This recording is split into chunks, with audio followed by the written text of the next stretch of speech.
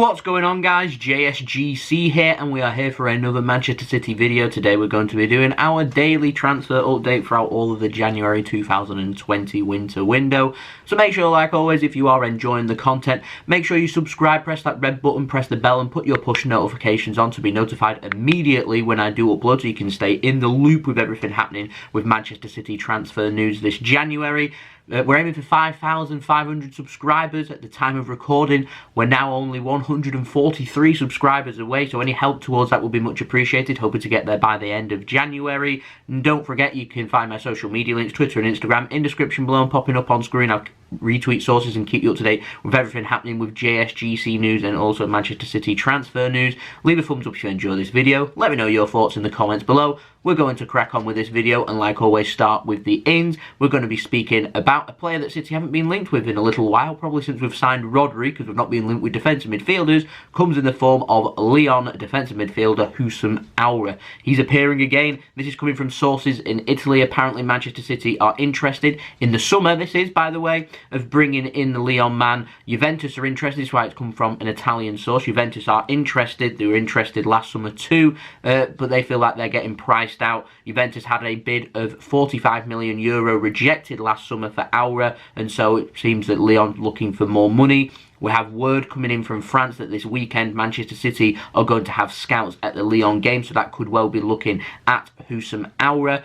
Of course, we've still got a little bit of uncertainty over Fernandinho. He hasn't signed that new contract yet, but I am expecting him to. If Fernandinho was to leave, we'd look to bring in a defensive midfielder. Perhaps City are going to look for long-term to try and bring in Houssem Aouar to sit in at defensive midfield, rotate with Rodri, which would allow İlkay Gündoğan to sit further forward, which would obviously then allow him to be able to play more in a David Silva role, or rotate with Kevin De Bruyne and have Bernardo Silva and Phil Foden occupying the midfield three of Manchester City. Bringing in Aouar would be able to do that, and it also would free up Fernandinho to play at centre-back, really, for Manchester City if we wanted to pursue that. So that's probably why we're getting linked with a defensive midfielder.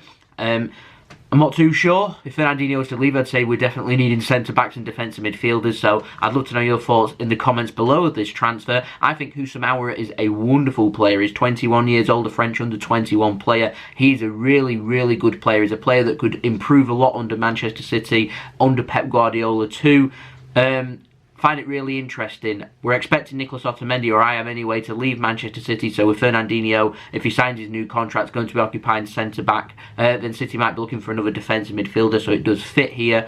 We're not going to be signing him this January, but we are looking at summer transfers as well as talking about January transfers in this transfer update running throughout all of January. We do know that Chelsea and Manchester United, of course, are also interested in Houssem Aouar, and I'd be surprised if Juventus aren't putting their name in and around there again. How much money it's going to take to prize Aouar away, I am not too sure, but could be an interesting development this, and we're getting rumours again of Aouar coming to Manchester City, and he's a player that, in my honest opinion, excites me because I think he is a wonderful player. So I do feel like we might need more of an attacking player and centre-backs more than a defensive midfielder, but we know City are looking at potentially 3, 4, even 5 players signing between this window and the next summer window, so Aouar could well be one of them players. I'd like to know your thoughts in the comments below. Now, another player that continues to get linked with City and is back on the agenda again is Milan Skriniar. However, sources in Italy, they're saying that it's going to take a big offer for Skriniar to be brought in from Inter Milan.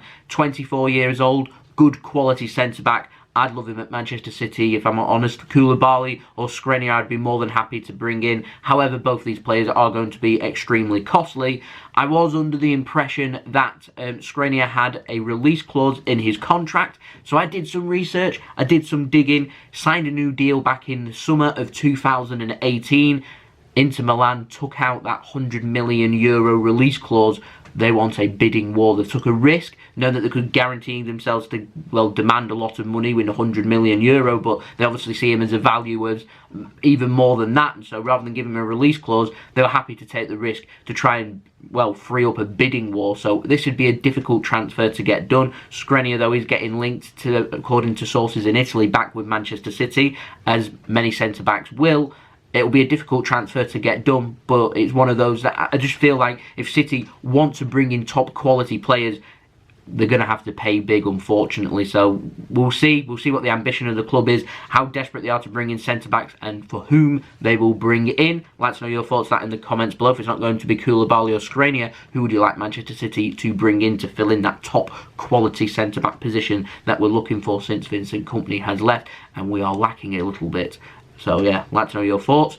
Another player that's continuing to get linked with City, it's a surprising transfer. I just thought this was a little bit of paper talk, but more and more sources are coming out that there might be a little bit in this. Now, Adama Traore, City is still keen apparently, and apparently City are now in contact with Adama's representatives to let him know that they are keen.